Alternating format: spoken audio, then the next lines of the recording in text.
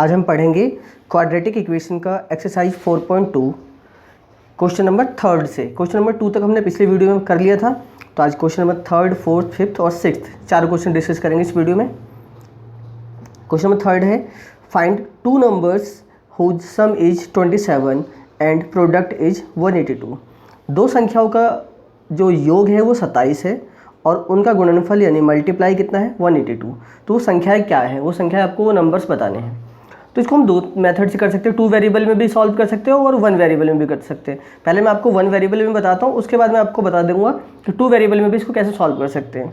तो लेट कर लो यानी एज्यूम कर लो, let first number be x, या इसकी जगह इक्वल्स टू भी लगा सकते हो। पहला नंबर क्या x मान लिया हमने। तो सेकंड नंबर क्या होगा, क्योंकि दो संख्याओं का सम कितना है, योग कितना है 27। तो दूसरी संख्या क्या होगी 27 माइनस एक्स। जैसे मैं बोलता हूँ कि दो लोग हैं, एक मान लो मैं और एक आप, और हम दोनों के पास मिलाकर 27 रुपये हैं, 27 रुपीज़ के अकॉर्डिंग मान लेते हैं हम।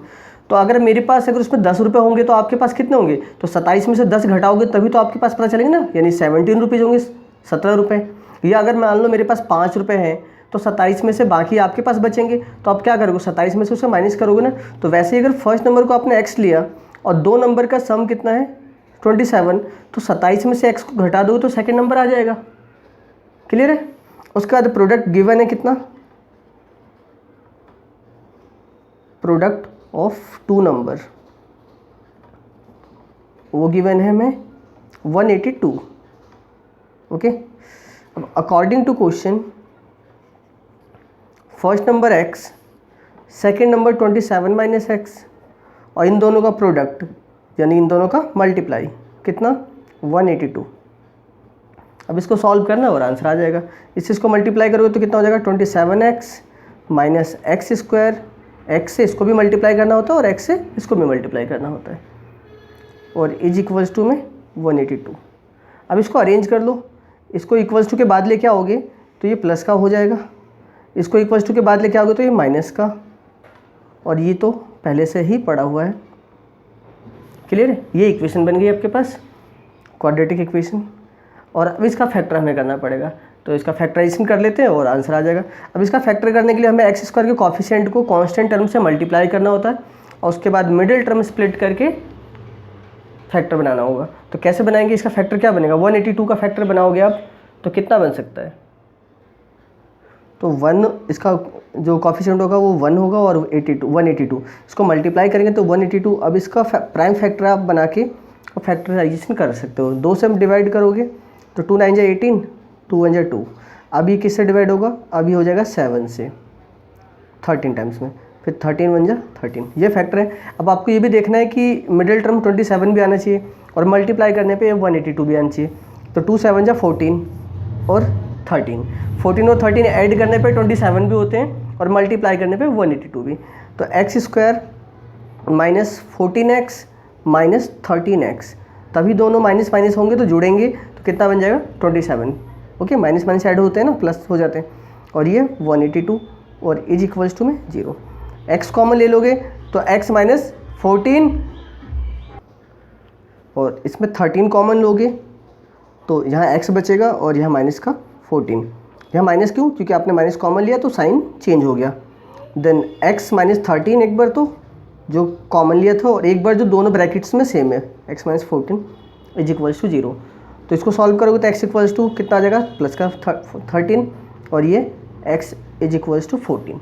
दो नंबर्स आगे, एक नंबर अगर यहाँ पे x की वैल्यू पुट करते हो 13 तो फर्स्ट नंबर क्या होगा 13, और फिर यहाँ पे अगर x की वैल्यू 13 पुट करोगे तो 27 में से 13 घटाओगे तो 14 आ जाएगा, यानी कि एक नंबर 13 हुआ और दूसरा नंबर क्या हुआ तो 14। तो लास्ट में आप लिख सकते हो हैंस टू नंबर्स आर 13, 14। अब इसी क्वेश्चन को अगर 2 वेरिएबल में हमें करना होता तो हम क्या करते हैं, फर्स्ट वेरिएबल को हम x ले लेते हैं, सेकेंड को y एज्यूम कर लेते हैं। क्वेश्चन में बोला है कि दोनों का सम कितना है 27, तो x plus Y is equals to 27, एक तो कंडीशन ये हो जाती है।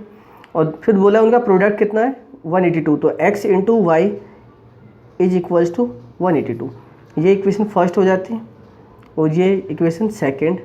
इसको आप और अरेंज कर सकते हो, इसको थोड़ा सॉल्व कर सकते हो। 182 बाय 2 लिख सकते, ये y लिख सकते हो।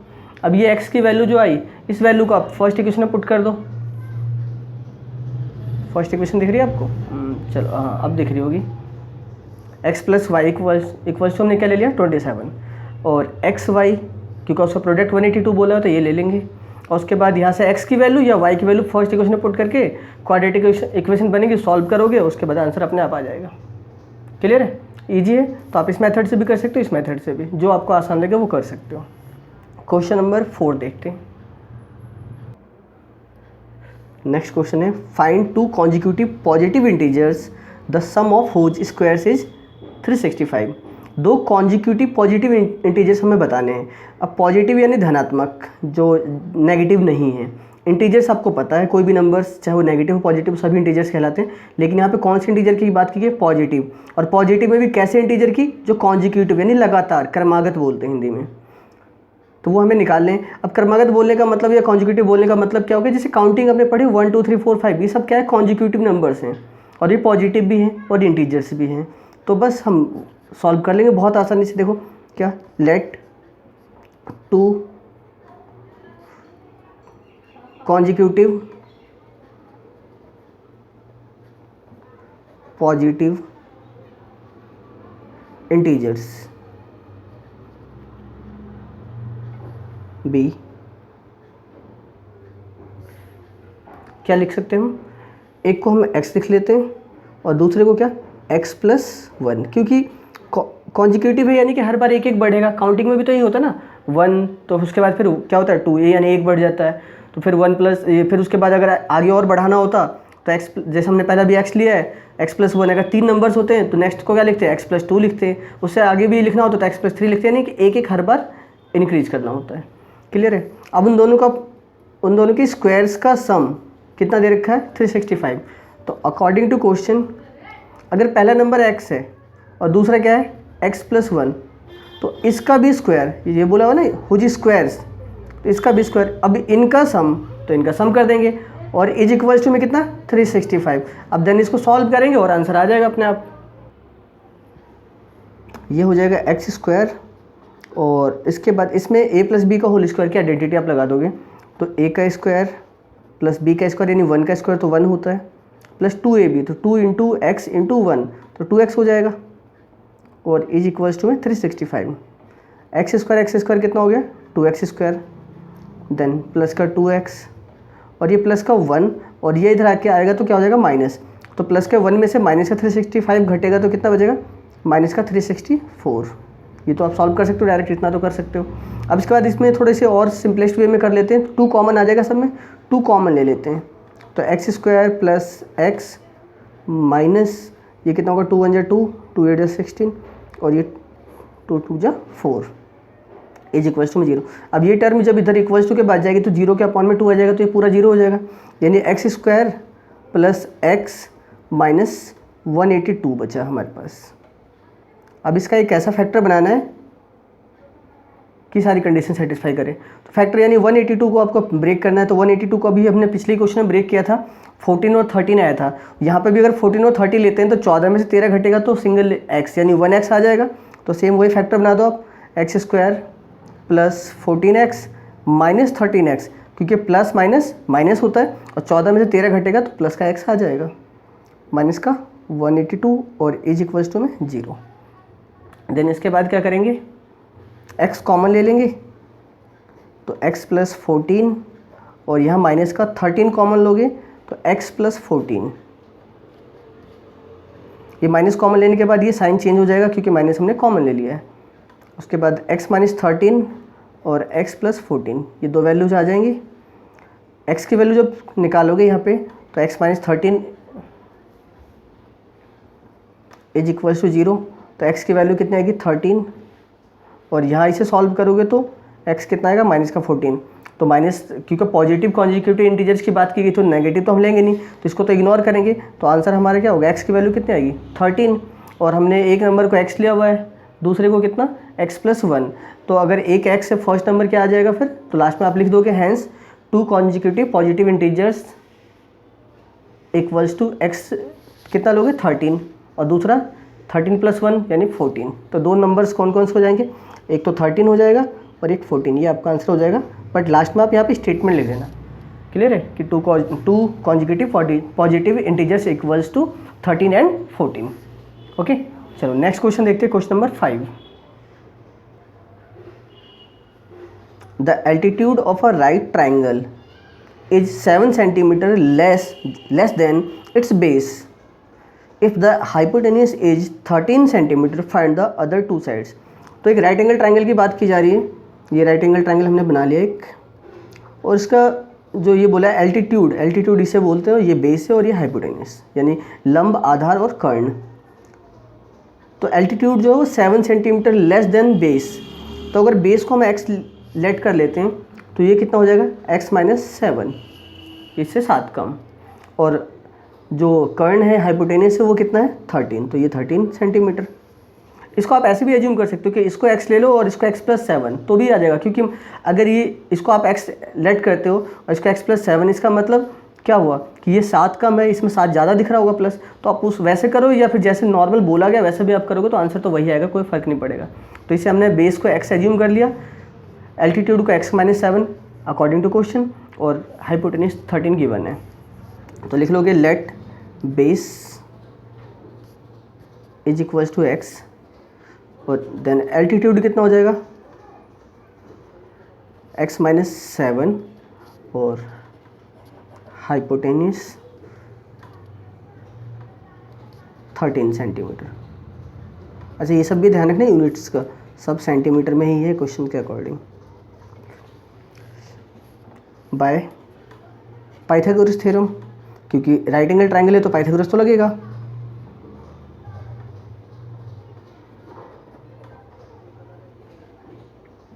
ओके, अब पाइथागोरस थ्योरम आपको पता क्या होता है, h² = p² + b²। बस इस वैल्यू पुट करो और आंसर आ जाएगा। तो इसको आगे पीछे भी लिख सकते हो, तो p और b यानी कि x² प्लस x - 7 का स्क्वायर और इज इक्वल्स टू में 13 का स्क्वायर। इसको सॉल्व कर लेते हैं, बस आंसर आ जाएगा x² प्लस यहाँ a - b का होल स्क्वायर की आइडेंटिटी आपको लगानी पड़ेगी, तो a का स्क्वायर ये प्लस b का स्क्वायर यानी 49 हो जाएगा, और -2a भी होता है तो 2 7 जा 14x हो जाएगा, और इज इक्वल्स टू में 169। क्लियर है? इसके बाद ये और ये ऐड हो जाएगा तो कितना हो जाएगा 2x², देन माइनस का 14x और ये प्लस का 49 है, ये 169 इक्वल्स टू उससे पहले आएगा तो माइनस का हो जाएगा, तो प्लस का 49 और माइनस का 169, इसको सॉल्व करोगे तो कितना आएगा माइनस का 120 और इज इक्वल्स टू में 0। यहाँ पे 2 कॉमन ले सकते हो तो 2 कॉमन ले लो, और नहीं चाहो तो वैसे भी आप कर सकते हो, आपकी मर्जी, जैसा मन करे आपका। 2 कॉमन लेते तो x² - 7x और ये माइनस का 60 इज इक्वल्स टू में 0। उसके बाद क्या करना है आपको, ये 2 तो इधर जाके 0 हो जाएगा क्योंकि वो डिवाइड में आ जाएगा, तो 0 को डिवाइड करो 2 से 0 ही आ जाएगा। तो अब इसका x² - 7x और -60 का फैक्टर बनाना है, तो 60 का ऐसा फैक्टर जिसे 7 आ जाए, तो 60 का ऐसा फैक्टर क्या बनेगा, 60 का जब ऐसा फैक्टर बनाओगे कि तो 12 और 5 से बन सकता है, तो x² - 12x प्लस 5x, क्योंकि ये माइनस का 12 ये प्लस का 5, 12 में से 5 घटेगा क्योंकि माइनस प्लस माइनस होता है, तो इसमें से माइनस करोगे तो कितना आएगा माइनस का 7x आ जाएगा, और ये माइनस का 60 इज इक्वल्स टू में 0। कॉमन ले सकते हो यहाँ पे बहुत ईजिली, x - 12, x कॉमन लेने के बाद यहाँ 5 कॉमन लोगे तो x - 12। फैक्टर तो आप सीख चुके हो, मैंने पिछली वीडियोज़ में भी सिखा दिया है सारा। तो इसके बाद एक बार तो x + 5 लिखोगे और एक बार x - 12 is equals to 0। Clear है? देन इसके बाद तो अब इसके बाद इसको जब सॉल्व करोगे तो x इज इक्वल्स टू तो माइनस का 5 आएगा, और दूसरा इसको सॉल्व करोगे तो x इक्वल्स टू प्लस का 12 आएगा। अब नेगेटिव तो ले नहीं सकते, नेगेटिव तो साइड हो नहीं सकती, तो x की वैल्यू कितनी लोगे आप 12। x की वैल्यू 12 का मतलब बेस कितना हो जाएगा, बेस हो जाएगा 12 सेंटीमीटर, और जो परपेंडिकुलर लिया था अपना एल्टीट्यूड कितना हो जाएगा, एल्टीट्यूड उससे 7 कम था, तो 12 में से 7 घटाओगे तो कितना हो जाएगा 5 हो जाएगा, 5 सेंटीमीटर, और हाइपोटेन्यूस 13 दे रखा था, तो बस इतना करना था इस क्वेश्चन में। नेक्स्ट क्वेश्चन देखते हैं, इस एक्सरसाइज का सबसे लास्ट क्वेश्चन, क्वेश्चन नंबर 6, जो देखने में बहुत बड़ा लग रहा है लेकिन क्वेश्चन में ऐसा कुछ भी नहीं है। क्वेश्चन को आराम से पढ़ते हैं, समझते हैं।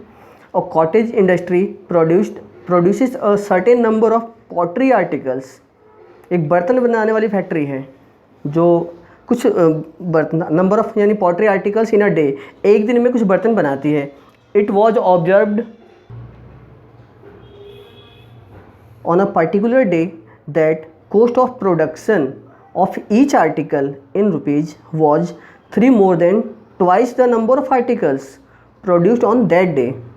If the total cost of production on that day was 90 rupees, find the number of articles produced and the cost of each article. Okay तो लेट कर लेते हैं। देखो बहुत आसान क्वेश्चन है, अभी समझाता हूँ मैं है क्या। Let number of articles, okay, या total number of articles, total number of articles यानी कितनी वस्तुएं बनाई गई हैं, उसे हमने x मान लिया। ओके, अब ये क्या बताइए कि ये ऑब्जर्व किया गया है कि एक दिन में का जो प्रोडक्शन है वो है कितना, 3 more than twice the number of articles. Okay, तो प्रोडक्शन ऑफ 1 डे, एक दिन का प्रोडक्शन कितना है। और सिर्फ प्रोडक्शन की बात नहीं, कोस्ट ऑफ प्रोडक्शन ध्यान रखना। तो यहाँ पे आप क्या लिखोगे, आगे लिखोगे cost of production of 1 day. तो वो कितना है, वो दे रखा है 3 more than twice the number of articles. तो नंबर ऑफ आर्टिकल्स क्या है, x, तो उसका ट्वाइस क्या होगा 2x। ट्वाइस बोला है तो ट्वाइस दुगना कर दे हमने, और उससे 3 ज़्यादा है तो +3 कर दोगे, लेस बोलता तो माइनस कर देते हैं। तो ये तो हो गया कॉस्ट ऑफ प्रोडक्शन और ये हो गया नंबर ऑफ आर्टिकल्स। अब मुझे बताओ, जैसे आप नॉर्मल लैंग्वेज समझो, इस क्वेश्चन को छोड़ो, कि अगर मैं बोलता हूँ कि 5 आर्टिकल्स बनाते हैं, 5 वस्तुएं बनाते हैं एक दिन में, तो सभी की लागत, सभी की कीमत कितनी है, मान लो 10 रुपये है। ओके, 5 आर्टिकल्स बनते हो और प्रत्येक की लागत 10 रुपये है। तो अगर आपसे कोई पूछे कि कितने रुपए की वस्तु बनाई गई, तो 5 को आप 10 से मल्टीप्लाई करोगे तो 50 रुपीज़ प्रोडक्शन आएगा, टोटल कॉस्ट ऑफ प्रोडक्शन। तो यहाँ पे भी वही कि टोटल नंबर ऑफ आर्टिकल्स हमने x मान लिया, cost of production of 1 day.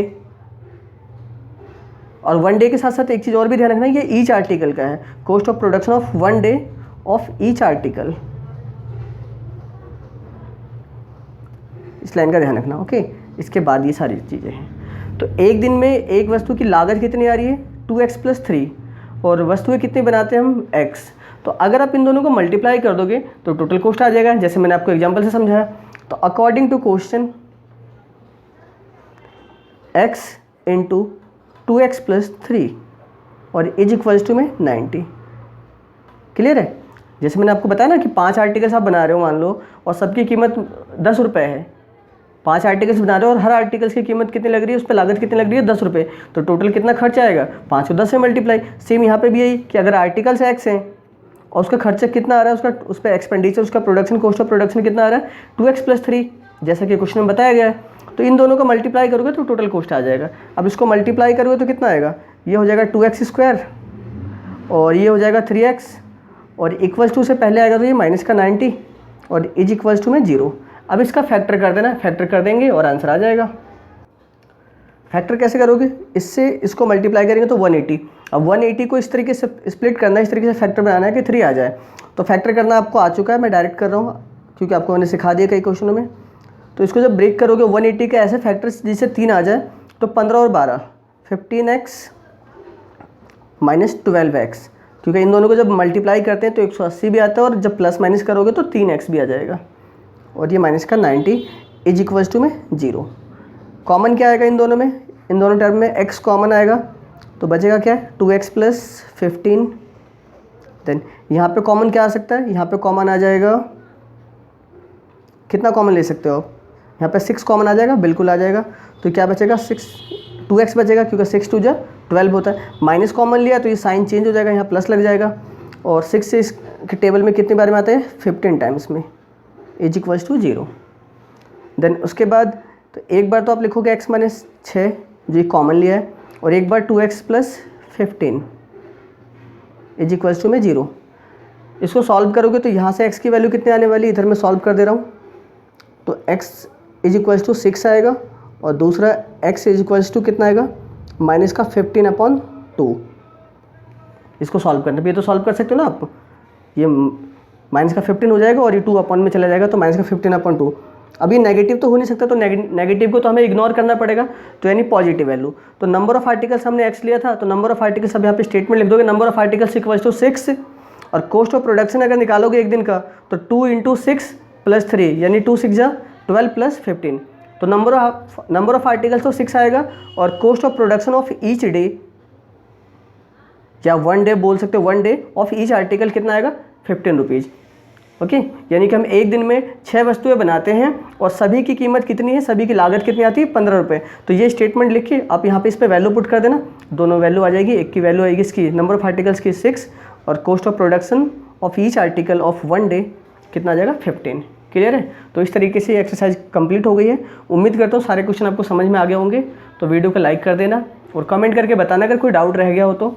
जल्दी ही 4.3 स्टार्ट करेंगे। 4.3 का फर्स्ट क्वेश्चन जो है कंप्लीटिंग स्क्वायर मेथड, वो मैं ऑलरेडी पहले पढ़ा चुका हूँ, तो उसकी वीडियो पहले से बनी हुई है, तो आप वो प्लेलिस्ट में देख सकते हो और उसका लिंक आपको इस वीडियो के डिस्क्रिप्शन में मिल जाएगा, जहाँ पे लिखा हुआ है क्वाड्रेटिक इक्वेशन। उस पर आप क्लिक करेंगे तो उसकी वीडियो मिल जाएगी आपको। बाकी उसके नेक्स्ट क्वेश्चन मैं आपको अगली वीडियो में कराऊंगा। ओके।